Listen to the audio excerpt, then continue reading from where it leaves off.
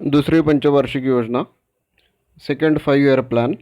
दुसरी पंचवार्षिक योजना ही 1956 ते 1961 या दरम्यान राबवण्यात आली. 1956 ते 1961 या योजनेला भौतिकवादी योजना देखील म्हणतात. भौतिकवादी योजना असे म्हणतात कारण की या योजनेमध्ये तीव्र औद्योगिकरणाचं लक्ष्य आपण स्वीकारलं होतं की भारतामध्ये तीव्र औद्योगिकरण करणे. तर या योजनेचे अध्यक्ष साहजिकच जवाहरलाल नेहरू हे अध्यक्ष होते आणि उपाध्यक्ष हे टी टी कृष्णमाचारी हे या योजनेचे उपाध्यक्ष होते. या योजनेचं प्रतिमान हे महालनोबिस प्रतिमान याच्यावरून ठेवण्यात आलं होतं. तर महालनोबिस हे जे होते हे एक यांना आपण फादर ऑफ इंडियन स्टॅटिस्टिक्स असं म्हणतो. फादर ऑफ इंडियन स्टॅटिस्टिक्स आपण म्हणतो कारण की 1931 साली इंडियन स्टॅटिस्टिकल इन्स्टिट्यूट ही एक छोटीशी संस्था त्यांनी 1931 साली कलकत्त्यामध्ये सुरू केली होती. 1931 साली इंडियन स्टॅटिस्टिकल इन्स्टिट्यूट. आणि 29 जून हा त्यांचा वाढदिवस असतो. हा आपण सांख्यिकी दिवस म्हणून साजरा करतो. यांना सांख्यिकीचे पितामह म्हटलं जातं. भारतीय सांख्यिकीचे पितामह कोण, तर पी सी महालनोबिस. आणि यांच्या स्मरणार्थ आत्ता त्यांच्या वाढदिवसाच्या दरम्यान 125 रुपयाचं कॉईन त्यांच्यासाठी त्यांच्यासाठी काढण्यात आलं होतं. तर पी सी महालनोबिस प्रतिमान काय आहे, तर पी सी महालनोबिस प्रतिमान काय आहे, तर याचा अर्थ पी सी महालनोबिस प्रतिमानामध्ये भांडवली वस्तूंना जास्तीत जास्त महत्त्व देण्यात आलेलं आहे. भांडवली वस्तूंना जास्तीत जास्त महत्त्व देण्यात आलेलं आहे की जेणेकरून उपभोग्य वस्तू म्हणजे ज्या वस्तू आपण वापरतो, डेली यूजमध्ये ज्या वस्तू असतात त्या वस्तूंच्या उत्पादनामध्ये वाढ होईल. तर भांडवली वस्तू म्हणजे कोणत्या असतात की ज्या वस्तू आपण कंपनीमध्ये वापरतो उत्पादन तयार करण्यासाठी. फॉर एक्झाम्पल CNC मशीन असेल, लेथ मशीन असेल, वेल्डिंगच्या मशीन असतील, या आपण डेली यूजमध्ये वापरत नाही, हे कंपनीवाले वापरतात. तर भांडवली वस्तू म्हणजे स्टील असेल, पोलाद असेल, तर पोलाद उद्योग असेल, या भांडवली वस्तू आहेत. त्या भांडवली वस्तूंमध्ये जास्तीत जास्त गुंतवणूक करायची की जेणेकरून उपभोग्य वस्तूंचं उत्पादन ऑटोमॅटिकली वाढेल.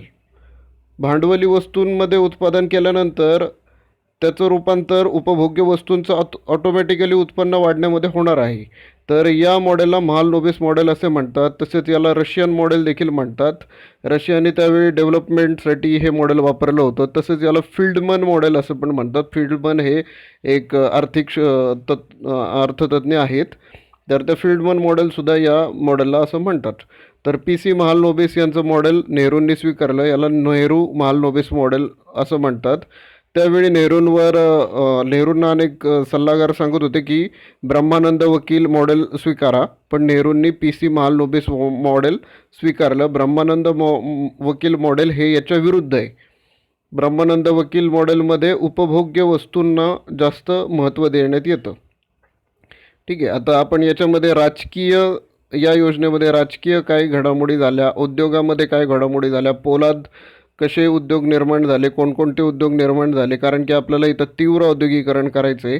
तर पोलाद उद्योग, खत कारखाने आणि अणुऊर्जा आयोग, बँकिंग कशा प्रकारे स्थापना झाली हे बघूयात.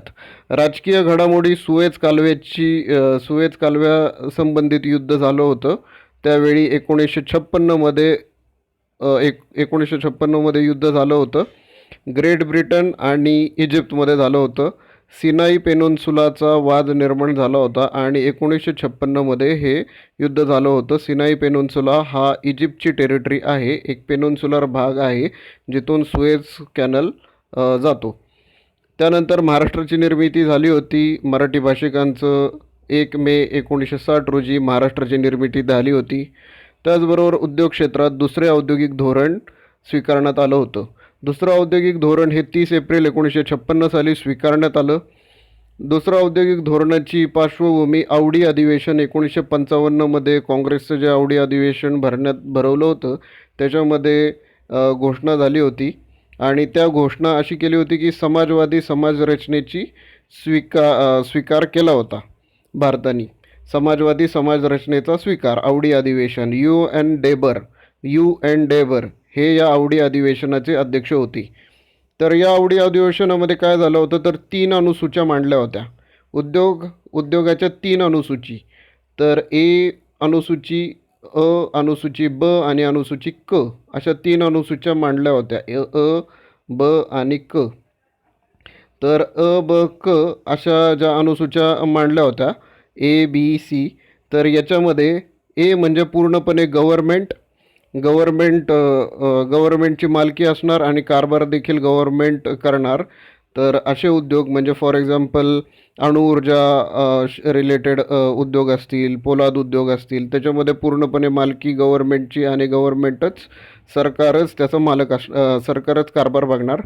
बी उद्योग म्हणजे असे की ज्या उद्योगामध्ये गव्हर्मेंट मालक असणार पण गव्हर्मेंट छोट्या छोट्या एंटरप्राइजेस काढून प्रायव्हेटला अंशतः त्याच्यामध्ये समाविष्ट करून घेऊ शकत होतं, असे उद्योग म्हणजे बी. आणि सी उद्योग म्हणजे ज्याच्यामध्ये प्रायव्हेट लोक लायसन घेऊन उद्योग स्थापन करू शकत होते, असं क्षेत्र म्हणजे सी अनुसूची. तर ए बी सी अशा 3 अनुसूची या आवडी सेचन आणि दुसऱ्या औद्योगिक धोरणामध्ये स्वीकारण्यात आल्या होत्या. तर सीमध्ये म्हणजे लायसन्स, बी म्हणजे गव्हर्मेंट आणि प्रायव्हेट आणि ए म्हणजे फक्त गव्हर्मेंट. त्यानंतर खादी उद्योगाची सुरुवात झाली होती. आपण टार्गेट ठेवलं होतं 10 ते 12 लाख रुपये 12 लाख कामगार रोजगार निर्मिती. तर त्याच्यासाठी 1957-58मध्ये खादी व ग्रामोद्योगाची स्थापना झाली होती. तसेच महाराष्ट्रामध्ये 1960मध्ये खादी व ग्रामोद्योगाची स्थापना करण्यात आली. त्याचबरोबर पोलाद उद्योगामध्ये भिलाई, रूरकेला आणि दुर्गापूर. भिलाईमध्ये रशियाच्या मदतीने आणि भिलाई हे छत्तीसगडमध्ये आहे. 1959मध्ये हा कारखाना सुरू करण्यात आला भिलाई. रूरकेला हे जर्मनीच्या मदतीने, जर्मनी हे ओरिसामध्ये आहे. 1958मध्ये हा कारखाना. नंतर दुर्गापूर 1962मध्ये द ग्रेट ब्रिटन. आणि हे तिन्ही कारखाने आता सेलच्या अंतर्गत आहेत.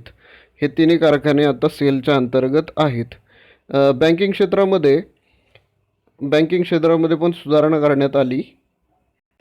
बँकिंग क्षेत्रामध्ये देखील सुधारणा करण्यात आली. LICची स्थापना करण्यात आली. LIC हे 1 सप्टेंबर 1956मध्ये LICची स्थापना करण्यात आली. 245 खाजगी जे LIC संस्था होत्या त्यांना एकत्र करून LICची स्थापना करण्यात आली 1956मध्ये. 1956मध्ये LICची स्थापना. BSE म्हणजे बॉम्बे स्टॉक एक्सचेंज म्हणजेच मुंबई शेअर बाजार. या मुंबई शेअर बाजाराची स्थापना 1 ऑगस्ट 1957मध्ये करण्यात आली. 1 ऑगस्ट 1957मध्ये. Native shares and stock brokers association याच्या जागी याचं नामांतर करून BSE बॉम्बे स्टॉक एक्सचेंजची स्थापना करण्यात आली. त्यालाच मुंबई शेअर बाजार देखील म्हणतात. खत कारखाने इथं रूरकेला 1959 आहे. इथं थोडी प्रिंटिंग मिस्टेक झाली. 1959 जर्मनीच्या मदतीने रूरकेला 1959. खत कारखाने नांगल येथे खत कारखाना 1961मध्ये. पंजाब नांगल येथे खत कारखाना 1961मध्ये सुरू करण्यात आला. रूरकेला येथे देखील खत कारखाना सुरू करण्यात आला. जो रॉ मटेरियल राहिलेलं आहे त्या रॉ मटेरियलचा वापर खत कारखान्यामध्ये करता येईल या दृष्टिकोनातून रूरकेला येथे खत कारखाना तयार करण्यात आला. खत कारखाना रूरकेला येथे. आणि तिथे नायट्रोजन खत सोना नावाचं एक नायट्रोजन खत तिथं तयार करण्यात आलं. रूरकेला खत कारखाना ओरिसामध्ये. तसेच अणुऊर्जा आयोगाची स्थापना करण्यात आली. जवाहरलाल नेहरूंवर टीका केली जात होती पण जवाहरलाल नेहरूंनी डॉक्टर होमी भाभा यांच्या अध्यक्षतेखाली 1 मार्च 1958मध्ये अणुऊर्जा आयोगाची स्थापना करण्यात आली. भेल या उद्योगाची स्थापना करण्यात आली. Bharat heavy electrical limited. Bharat heavy electrical limited Bhopal येथे स्थापना 1953मध्ये. 1953मध्ये भोपाळ येथे भेलची स्थापना करण्यात आली. या योजनेमध्ये खर्च बघूयात. खर्च 4,800 कोटी 4800 कोटी खर्च करायचा होता आणि प्रत्यक्षात झाला 4600 कोटी खर्च. तर याच्यामध्ये सर्वाधिक खर्च हा उद्योग क्षेत्रामध्ये झाला, वाहतूक क्षेत्रामध्ये झाला. वाहतूक क्षेत्रात 28, वाहतूक आणि दळणवळणला 28%, तसेच उद्योग क्षेत्राला 24%. त्याच्यामध्ये 24%मध्ये 4% ग्रामोद्योगासाठी आणि 20% उद्योग व खनिज उत्पादनामध्ये 20% खर्च झाला. तसेच कृषी क्षेत्रासाठी 20%, ऊर्जा क्षेत्रासाठी 10% आणि सामाजिक सेवेसाठी 18%. सामाजिक सेवा 18%, कृषी 20%, ऊर्जा 10%, उद्योगासाठी 24%, वाहतूक दळणवळणसाठी तब्बल 28% खर्च करण्यात आला. उद्दिष्ट काय होतं तर 7.5% विकास दर प्रतिवर्ष. 7.5% विकास दर प्रतिवर्ष. तसेच 10 ते 12 लाख रोजगार हे निर्मितीचं उद्दिष्ट होतं आणि तीव्र औद्योगिकरण करणे हे तर उद्दिष्ट होतंच. आता याच्यामध्ये आपण बघूयात की हे जे टार्गेट्स असतात, तर हे जे टार्गेट्स आहेत, तर या टार्गेटमध्ये पहिली, दुसरी आणि तिसरी जी योजना होती त्याच्यामधलं जे टार्गेट होतं ते नॅशनल इन्कमनुसार होतं. नॅशनल इन्कम म्हणजेच राष्ट्रीय उत्पन्न. राष्ट्रीय उत्पन्न राष्ट्रीय उत्पन्न राष्ट्रीय उत्पन्न पहिल्या, दुसऱ्या, तिसऱ्या योजनेसाठी राष्ट्रीय उत्पन्न होतं. नंतर चौथ्या योजनेला एन डी पी होतं. एन डी पी म्हणजे निव्वळ देशांतर्गत उत्पाद. निव्वळ देशांतर्गत उत्पाद म्हणजेच एन डी पी. आणि G D P F C म्हणजे हे त्याच्यापुढं मग जे राष्ट्रीय उत्पन्न मोजायला सुरुवात झाली ती जी डी पी एफ सीनुसार मोजायला सुरुवात झाली. G D P F C म्हणजे स्थूल देशांतर्गत उत्पाद घटक किमतींना. स्थूल देशांतर्गत उत्पाद घटक किमतींना हे मोजायला सुरुवात झाली. तर याच्यामधून मग अनुमान याचं जे आउटपुट आलं, पहिलं म्हणजे वस्तूंच्या किमती वाढल्या. या योजनेनंतर वस्तूंच्या किमती वाढल्या आणि त्यात तब्बल 30% वस्तूंच्या किमती वाढल्या होत्या. पहिल्या योजनेमध्ये 13% वस्तूंच्या किमती कमी झाल्या होत्या. या योजनेमध्ये तब्बल 30% किमती वाढल्या. मध्यम औद्योगिक वाढ झाली होती. औद्योगिक वाढ जी झाली होती ती मध्यम झाली होती. वृद्धी दर हा कमी झाला होता. अपेक्षा होती 4.5%. 4.5%ची अपेक्षा होती, प्रत्यक्षात झाला 4.2%. अन्नधान्य 80.5 मिलियन टन अन्नधान्याचा साठा झाला.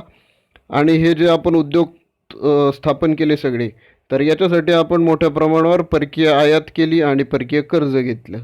तर या उद्योगांसाठी आपण परकीय आयात आणि परकीय कर्ज घेतलं. तर त्यामुळं आपल्याकडं मोठ्या प्रमाणावर परकीय कर्ज वाढलं. तर आपण याच्यावरचे काही प्रश्न बघूयात. आता पहिली, खालीलपैकी कोणत्या पंचवार्षिक योजनेत औद्योगिक विकासाच्या दृष्टीने अवजड उद्योगांवर भर दिला गेला? आता अवजड उद्योगांवर भर दिला गेला तर याचं उत्तर आहे दुसरी पंचवार्षिक योजना. आपण आत्ताच बघितलं, दुसरी पंचवार्षिक योजनेमध्ये अवजड उद्योगांवर भर देण्यात आला. तसेच जोडवाचा हा प्रश्न आहे. पहिल्या पंचवार्षिक योजनेमध्ये आपण बघितलं, पहिल्या पंचवार्षिक योजनेमध्ये शेतीला प्राधान्य देण्यात आलेलं आहे. ठीक आहे, पहिली पंचवार्षिक योजना शेतीला प्राधान्य देण्यात आलं. शेतीला प्राधान्य. दुसऱ्या पंचवार्षिक योजनेमध्ये जलद औद्योगिकरणाला प्राधान्य देण्यात आलं दुसऱ्या पंचवार्षिक योजनेत. पाचवी पंचवार्षिक योजना पुढे येईलच, त्याच्यामध्ये गरिबी हटवचा नारा देण्यात आला होता. आणि 10वी पंचवार्षिक योजना जीवनमानाचा दर्जा उंचावण्यासाठी 10वी पंचवार्षिक योजना आली होती. त्याचबरोबर पहिल्या पंचवार्षिक योजनेमध्ये टार्गेट होतं 2.1% आणि प्रत्यक्षात आली होती 3.6. दुसऱ्या पंचवार्षिक योजनेत 4.5% आणि प्रत्यक्षात झालं 4.2%. हे थोडं कमी झालं. तर अशा प्रकारे आपण पुढच्या पण योजना बघणार आहोत. Thank you very much.